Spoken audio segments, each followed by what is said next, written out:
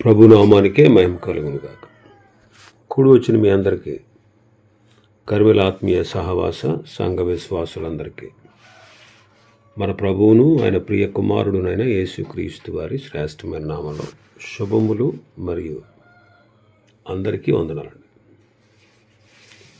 దానియేలు గ్రంథం 2వ అధ్యాయాన్ని మనం ధ్యానం చేసుకుందాం. దానియేలు గ్రంథం 2వ అధ్యాయం. ఇందులో ముఖ్యాంశం ఏంటంటే, ఈ లోకాన్ని పరిపాలించే రాజ్యములను గూర్చి నెబుకద్నెజరుకు వచ్చినటువంటి కళ. ఈ లోకాన్ని పరిపాలించే లోక రాజ్యములను గూర్చి నెబుకద్నెజరుకు వచ్చినటువంటి కళను మనం ఇక్కడ చూడవచ్చు. మొదటి 13 వచనాల్లో నెబుకద్నెజరు రాజుకి కళ వచ్చింది, అది మర్చిపోయాడు. 14 నుంచి 24 వచనాల్లో దానియేలు అతని స్నేహితులు దేవుని ప్రార్థించి ఆ కళను, కళ భావాన్ని తెలుసుకుంటాం, మనం చూస్తాం. ఆ తర్వాత 25వ వచనం నుంచి 30వ వచనం వరకు దానియేలు రాజు సన్నిధికి తీసుకుని రాబడడం, 31 నుంచి 35 వరకు కళ వివరించి చెప్పడం, 36 నుంచి 45 వరకు కళ యొక్క భావాన్ని దానియేలు చెప్పడం, 46వ వచనం నుంచి ఆఖరి వరకు దానియేలు అతని స్నేహితులు హెచ్చింపబడుట ఈ అధ్యాయంలో మనం చూడవచ్చు. మొదటి నుంచి 13 వచనాలు ఒకసారి చదువుదాం. నెబుకద్నెజరు తన ఏలుబడి యందు 2వ సంవత్సరమున కలలు కనెను. అందును గూర్చి ఆయన మనస్సు కలతపడగా ఆయనకు నిద్ర పట్టకుండెను. కాగా రాజు తాను కనిన కలలను తనకు తెలియజెప్పుటకై శకునగాండ్రను, గారడీ విద్య గలవారిని, మాంత్రికులను, కల్దీయులను పిలువనంపుడని ఆజ్ఞేయగా వారు వచ్చి రాజు సముఖమున నిలిచిరి. రాజు వారితో, నేనొక కల కంటిని, ఆ కల భావము తెలుసుకొనవలనని నేను మరో వ్యాకులముంది ఉన్నాననగా కల్దీయులు సిరియా భాషలో ఇట్లనిరి, రాజు చిరకాలము జీవించునుగాక, తమరి దాసులకు కల సెలవీయుడి, మేము దాని భావమును తెలియజేసేదము. రాజు, నేను దాన్ని మర్చిపోతుని, కానీ కలను దాని భావమును మీరు తెలియజేయని ఎడల మీరు తుత్తునీలుగా చేయబడుదురు, మీ ఇండ్లు పెంట కుప్పగా చేయబడు. కలను దాని భావమును తెలియజేసిన ఎడల దానములను, బహుమానములను, మహాఘనతయు నా సముఖములో నొందుదురు గనుక కలను దాని భావమును తెలియజేయడనగా వారు, రాజు ఆ కలను తమరు దాసులమని మాకు చెప్పిన ఎడల మేము దాని భావమును తెలియజేసేదమని మరలా ప్రత్యుత్తరం ఇచ్చారు. అందుకు రాజు ఉత్తరం ఇచ్చి చెప్పినదేమనగా, నేను మరిచి ఉండుట మీరు చూచి కాలహరణము చేయవలనని మీరు కనిపెట్టుచున్నట్లు నేను బాగుగా గ్రహించుచున్నాను.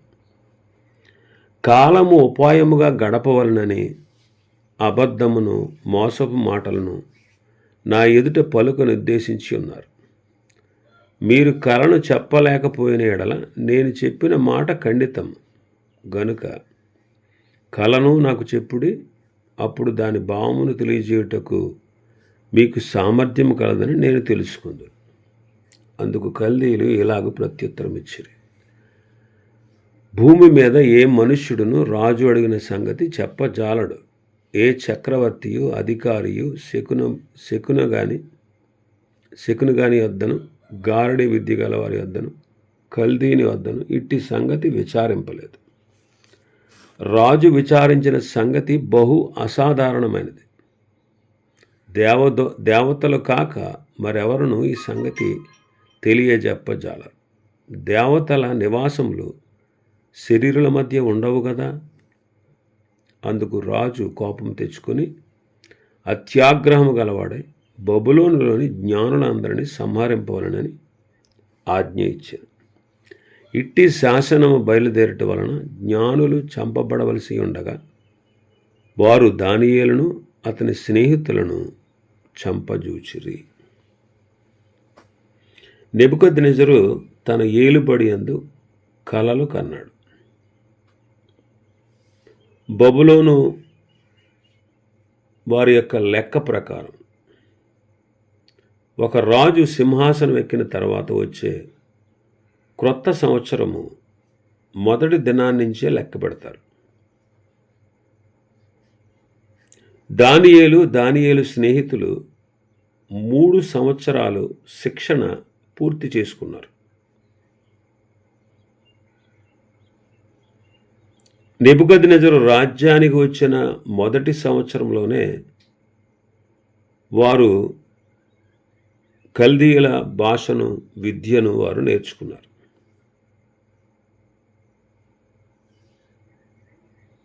ఆ తర్వాత నెబుకద్నెజరు పాలనలో వారి శిక్షణ పూర్తయింది. కాబట్టి నెబుకద్నెజరు పాలనలో ఆయన ఒక కల కన్నాడు. దాన్ని మర్చిపోయాడు. అందువల్ల అతని మనస్సు కలత చెందింది. ఇదంతా దేవుడు దానియేలును అతని స్నేహితులను ఉన్నత స్థానానికి తెచ్చేందుకే కల యొక్క భావను వివరించడం ద్వారా ప్రాముఖ్యమైన సత్యాలను దానియేలు ద్వారా దేవుడు వెల్లడి చేశాడు. అందుకే ఈ విధానాన్ని ప్రభువు ఉపయోగించారు. 2-3 వచనాల్లో మనం చూస్తే రాజు ఎవరిని పిలిచాడు? శకునగాండ్రను, గారడై విద్య గలవారిని, మాంత్రికులను, కల్దీయులను పిలిచాడు. మరి ఇలాంటి వారందరితో బబులోను దేశం నిండిపోయింది. ఇలాంటి వారందరూ దేవునికి అసహ్యులు. ఇలాంటి వారందరూ దేవునికి అసహ్యులు.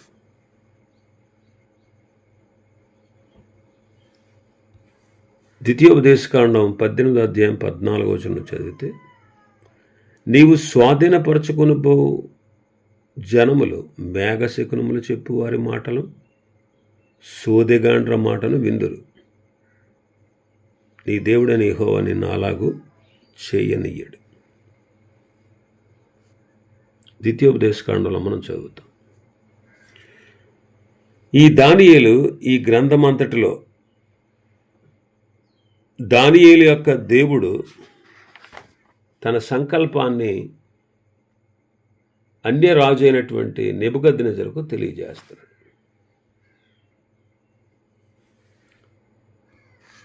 4వ వచనం నుండి సిరియా భాష ప్రారంభమైంది. 7వ అధ్యాయం 28వ వరకు ఈ సిరియా భాషలో ఈ గ్రంథం అప్పట్లో రాయబడింది. ఎందుకంటే అక్కడ వారు మాట్లాడిన భాష సిరియా భాష. ఇప్పుడు రాజు కలను మర్చిపోయాడు. దానిని గూర్చిన భయం ఎందుకో అతని మనస్సును బాధిస్తూ ఉంది. కాబట్టి రాజు కళ చెప్పాలి, దాని భావము చెప్పాలి. అలా చెప్పకపోతే మిమ్మల్ని తుత్తునిలుగా చేస్తాను అంటున్నాడు. కళను, దాని భావాలను మీరు తెలియజేస్తే దానములు, బహుమానములు, మహాఘనత నా సముఖంలో కలుగుతుంది అని చెప్పాడు. ఆలోచన చేయండి. ఈ సమయమందు అతడు కల్దీయులనే పిలిచాడు, కానీ దానియేలును అతని స్నేహితులను పిలవలేదు.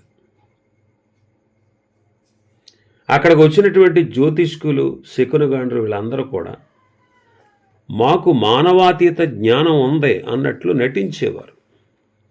ఇప్పుడు వారి శక్తి సామర్థ్యాలకు సమస్య వచ్చింది. వారి అజ్ఞానం బయటపడింది. వాళ్ళు అంటారు, భూమి మీద ఏ మనుష్యుడు కూడా రాజు అడిగిన ప్రశ్నకు జవాబు ఇవ్వలేడు అంటారు.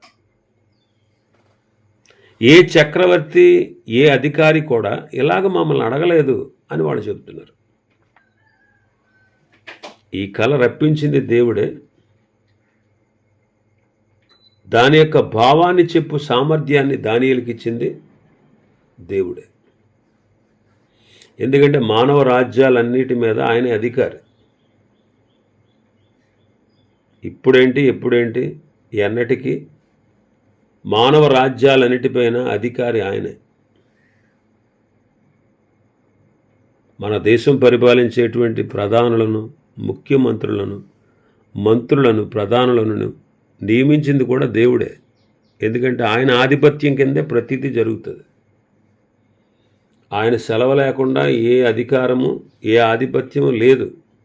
ఆయన సెలవు లేకుండా ఎవడో సింహాసనాన్ని అధిష్ఠించలేడు. కాబట్టి ఈ కళను, దాని భావాన్ని చెప్పేటువంటి సామర్థ్యం వాళ్ళకి లేదు. ప్రకృతి సంబంధి అయిన మనుష్యుడు, వాడు ఎంత జ్ఞానం కలిగిన వాడైనా దేవుని యొక్క ఆత్మీయ విషయాలు వాడికి అర్థం కావు. దేవుని యొక్క ఆత్మీయ విషయాలు వాడికి వెర్రితనంగా ఉంటాయి. కానీ దానిని ఆత్మానుభవం చేతనే మనం వివేచింపగలము అని పౌలు గారు కొరింథీ పత్రికలో తెలియజేస్తాడు.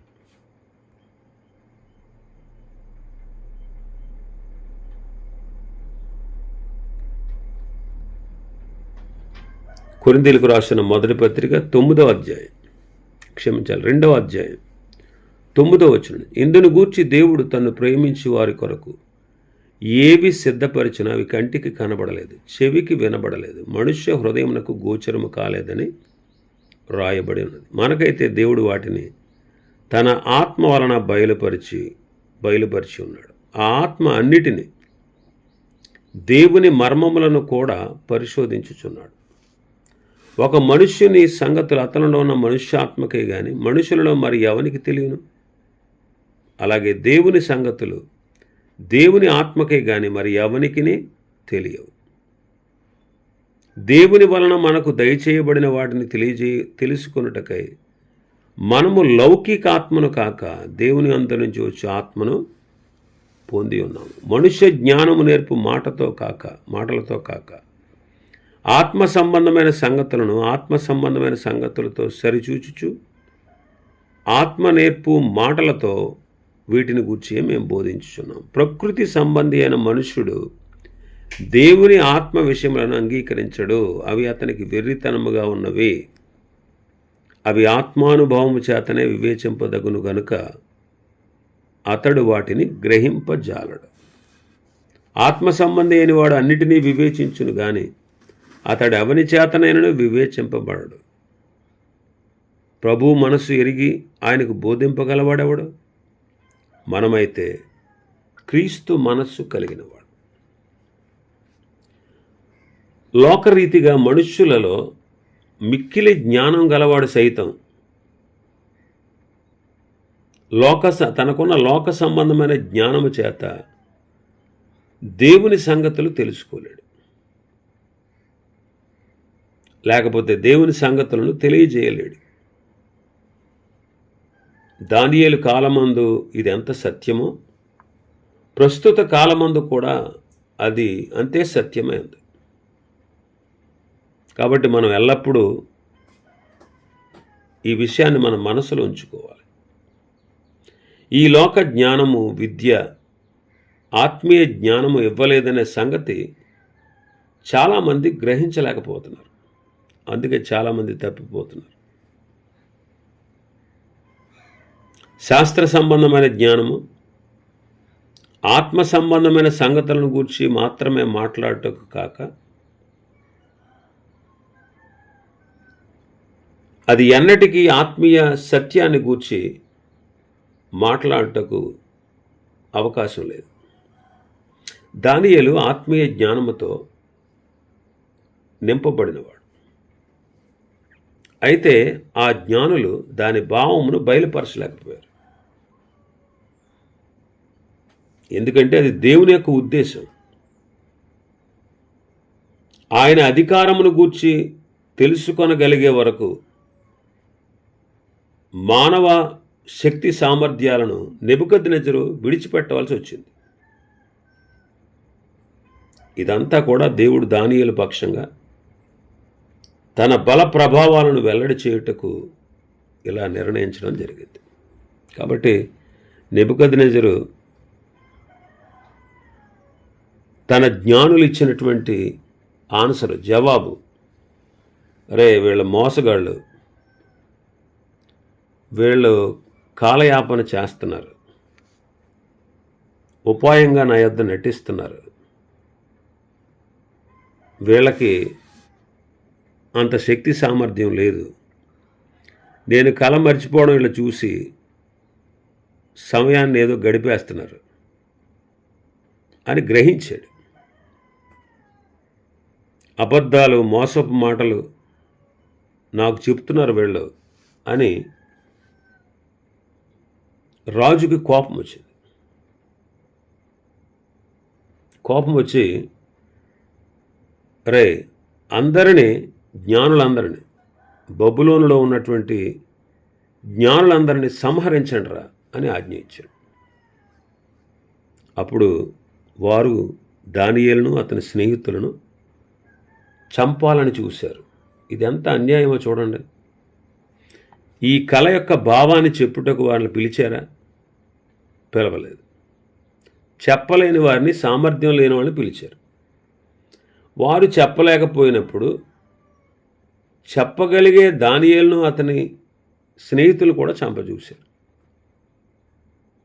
అందుకే పౌలు గారు అంటాడు, క్రీస్తు యేసునందు సద్భక్తితో బ్రతుకునుద్దేశించి వారికి హింస కలుగును అంటాడు. అయినను దేవుడు వాటన్నిటిలోంచి వారిని విడిపిస్తాడు. కానీ కీర్తనకారుడు 34వ కీర్తనలో అంటాడు, దానియేలు స్నేహితులు వారి యొక్క మరణాన్ని దేవుడు తొలగించి వారిని ఒక గొప్ప ఉన్నత స్థానంలో ఉంచబోతున్నాడు ఈ అధ్యాయంలో. ఇప్పుడు 14వ వచనం నుంచి 30వ వచనం వరకు నలుగురు స్నేహితులు కలిసి పరలోకమందున్న దేవునికి ప్రార్థించి ఫలాన్ని పొందారు. 14వ వచనం నుంచి 30వ వచనం వరకు. 14వ వచనం చదువుదాం. అప్పుడు దానియేలు బబులోనులోని జ్ఞానులను చంపుటకు బయలుదేరిన రాజదేహ సంరక్షకుల అధిపతి అర్యోకు దగ్గరకు పోయి జ్ఞానయుక్తముగా మనవి చేశాను. దానియేలు గొప్ప జ్ఞానం కలిగినవాడు. అర్యోకు యొద్దకు వెళ్ళి జ్ఞానయుక్తంగా మనవి చేశాడు. దేవుడే దానియేలుకు ఆ జ్ఞానాన్ని ఇచ్చాడు. మొదటి అధ్యాయం 17వ వచనంలో మనం ఆ మాట చదువుతాం. ఈ నలుగురు బాలుల సంగతి ఏమనగా, దేవుడు వారికి జ్ఞానమును సకల శాస్త్ర ప్రవీణతయు వివేచనయు అనుగ్రహించెను. మరియు దానియేలు సకల విధములకు దర్శనములను స్వప్న భావములు గ్రహించి తెలివి గలవాడై ఉండేది. దేవుడు వారికి జ్ఞానమును సకల శాస్త్ర ప్రవీణతను వివేచనను అనుగ్రహించెను. దేవుడు మనకు జ్ఞానం ఇచ్చేవాడు. అందుకే జ్ఞానులమైనటువంటి మనం సమయమును పోనీయక సద్వినియోగం చేసుకుంటూ అజ్ఞానుల వలె కాకుండా జ్ఞానుల వలె మనం నడుచుకోవాలి. ఎఫెసీ పత్రిక 5వ అధ్యాయంలో పౌలు గారు ఆ మాటలు చెప్పాడు.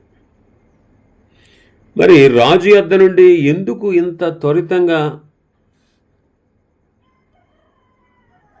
మా మీదకి శిక్ష వచ్చింది అని దానియేలు అర్యోకుని అడిగాడు. అర్యోకు ఆ సంగతి అంతా తెలియపరిచాడు. అప్పుడు దానియేలు రాజు సన్నిధికి వెళ్ళి స్వప్న భావం తెలియజెప్పడానికి మాకు సమయం దయచేయండి అని రాజును బతిమాలుకున్నాడు. 16వ వచనం. అప్పుడు దానియేలు రాజు సన్నిధికి పోయి స్వప్న భావన తెలియజెప్పుటకై తనకు సమయము దయచేయమని రాజును బతిమాలుకున్నాడు. మరి స్వప్న భావం చెప్పడానికి రాజు దానియేలుని పిలిచాడా? చెప్పగలిగిన దానియేలును పిలవలేదు, కానీ చెప్పలేని వారిని పిలిపించి విఫలమయ్యాడు.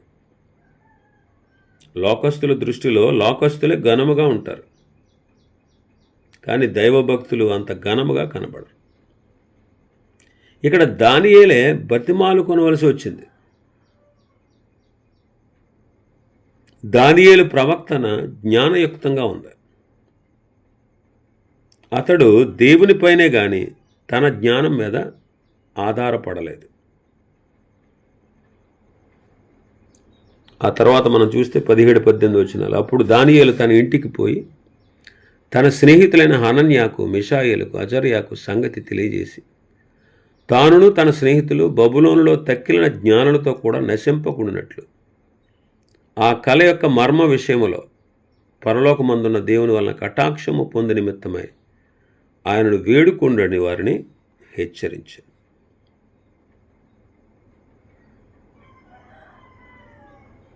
ఆ యవనస్తులు వాళ్ళందరూ కలిసి ప్రార్థన చేశారు.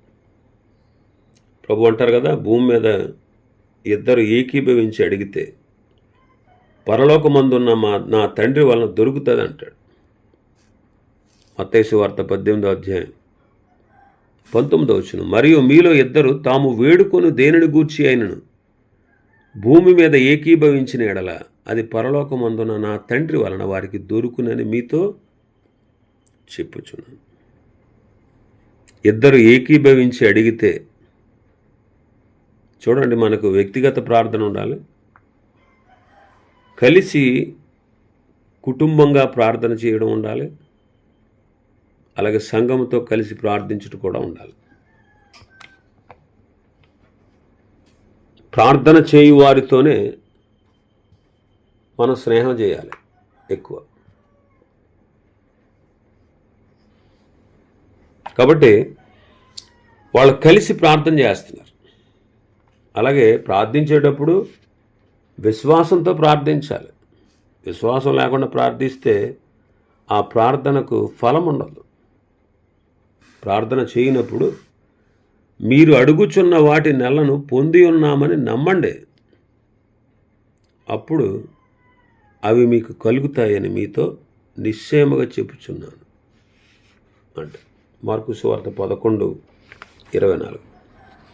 పరలోకమందున్నటువంటి దేవుడు వారి ప్రార్థన ఆలకించి దానియేలుకు ఆ దర్శన భావాన్ని చెప్పాడు. 19వ వచనం. అంతటా రాత్రి యందు దర్శనము చేత ఆ మర్మము దానియేలునకు బయలుపరచబడిన కనుక దానియేలు పరలోకమందున్న దేవుని స్తుతించెను. పరలోకమందున్న దేవుణ్ణి వెంటనే దానియేలుకు దేవుడు దర్శనము ద్వారా కలను కల భావాన్ని చెప్పాడు. దానియేలు వెంటనే దేవుని స్తుతించాడు. ఈనాడు మనం కూడా ప్రతి విషయంలో దేవునికి కృతజ్ఞతాస్తుతులు చెల్లించాలి. ఇలాగు చేయుట దేవుని చిత్తము అంటాడు. తెస్సలోనికీయులకు రాసిన మొదటి పత్రిక 5:16.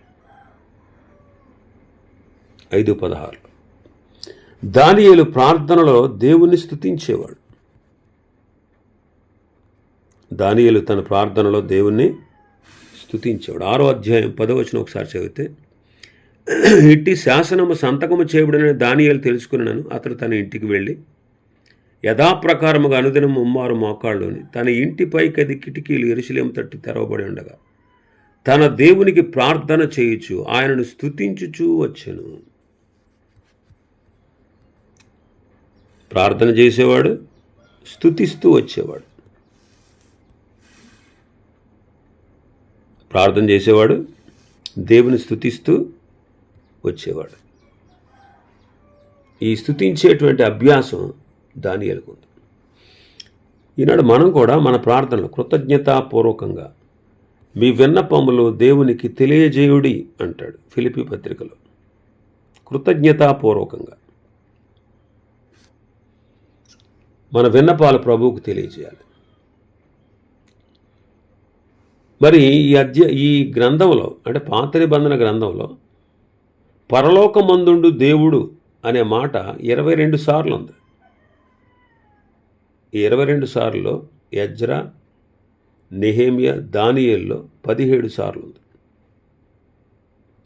కాబట్టి ఇశ్రాయేలు యొక్క దేవుడే నిజమైన దేవుడు. ఆయనే సర్వవ్యాపి. అందరికంటే అన్నిటికంటే ఈ లోకంలో దేవుళ్ళు అని పిలవబడి వారికి అందరికంటే ఎంతో అత్యున్నతుడు. కాబట్టి స్తుతిస్తున్నాడు ఇక్కడ 20వ వచనంలో. ఎట్లనగా దేవుడు జ్ఞాన బలములు కలవాడు, యుగములన్నిట దేవుని నామము స్తుతి నొందునుగాక. ఆయన కాలములను సమయములను మార్చువాడై ఉండి రాజులను త్రోసివేయుచు నియమించుచు ఉన్నవాడు. వివేకులకు వివేకమును, జ్ఞానులకు జ్ఞానము అనుగ్రహించువాడై ఉన్నాడు. మరుగు మాటలు మర్మాలను బయలుపరచువాడు. అంధకారములోని సంగతులు ఆయనకు తెలుసు. వెలుగు యొక్క నివాస స్థలం ఆయన వద్ద ఉన్నది. మా పితరుల దేవ, నీవు వివేకమును బలమును నాకు అనుగ్రహించి ఉన్నావు. మేమడిగిన ఈ సంగతి ఇప్పుడు నాకు తెలియజేసి ఉన్నావు గనుక నేను నిన్ను స్తుతించుచు ఘనపరచుచున్నాను. ఎలయనగా రాజు యొక్క సంగతి నీవే మాకు తెలియజేసితివి అని మరలా చెప్పాను.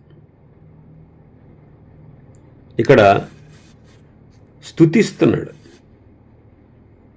ఆయన యుగములన్నిటా స్తుతి పొందదగినవాడు.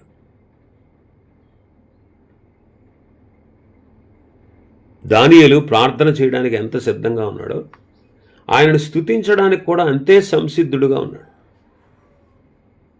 అందుకే అంటాడు, ఆయన కాలములను సమయములను మార్చువాడు, రాజులను త్రోసివేయువాడు, నియమించువాడు. వివేకులకు వివేకాన్ని ఇచ్చేవాడు, జ్ఞానులకు జ్ఞానం అనుగ్రహించేవాడు. మరుగు మాటల యొక్క మర్మాలను బయలుపరిచేవాడు. అంధకారంలోని సంగతులన్నీ ఆయనకు తెలుసు. వెలుగు యొక్క నివాస స్థలం ఆయన వద్ద ఉన్నది. ఆయన వివేకాన్ని, బలాన్ని అనుగ్రహించేవాడు. అడిగిన సంగతిని దానియేలుకు తెలియజేసినవాడు. అందువల్ల నేను నిన్ను స్తుతిస్తున్నాను, ఘనపరుస్తున్నాను. ఎందుకంటే ప్రభువా, రాజు అడిగినటువంటి ఆ ప్రశ్నకు, రాజు అడిగినటువంటి ఆ సంగతిని నీవే మాకు తెలియజేసితివి అని దానియేలు ప్రభువుని స్తుతించాడు. కాబట్టి ఆయన బలము చేత భూమిని సృష్టించాడు, జ్ఞానము చేత ప్రపంచాలను స్థాపించాడు, తన ప్రజ్ఞ చేత ఆకాశాన్ని కలగజేసినవాడు దేవుడు. కాలములు మార్చేవాడు, రాజులను మార్పు చేసేవాడు, అంధకారంలోని సంగతులు తెలియజేసేవాడు. కాబట్టి మనం ఎప్పుడైనా కష్ట దశలో ఉన్నప్పుడు దేవుని చిత్తాన్ని తెలుసుకోవాలి. ఆయన చిత్తాన్ని జరిగిస్తూ ఆయన మహిమార్థంగా మనం జీవించగోరితే మన ప్రార్థన త్వరగా విని మనకు సహాయం చేయడానికి పరలోకమందు మనకు దేవుడు ఉన్నాడు. దానియేలు కూడా చూడండి, తన కాలమందు దేవుని విశ్వసించినవాడు. విశ్వసించిన నాట నుండి తాను బాల్యము నుండి కూడా చెడుతనాన్ని తనలో ఉండకుండా తను తాను ప్రత్యేకించుకొని దేవుని కొరకు తాను ప్రతిష్ఠించుకున్నాడు. కాబట్టి అతడు ఎట్టి అవసరమైన సమయమున దేవునికి ప్రార్థన చేసిన ఆ ప్రార్థన విన్నాడు. అతన్ని అపజయం పొందనివ్వలేదు,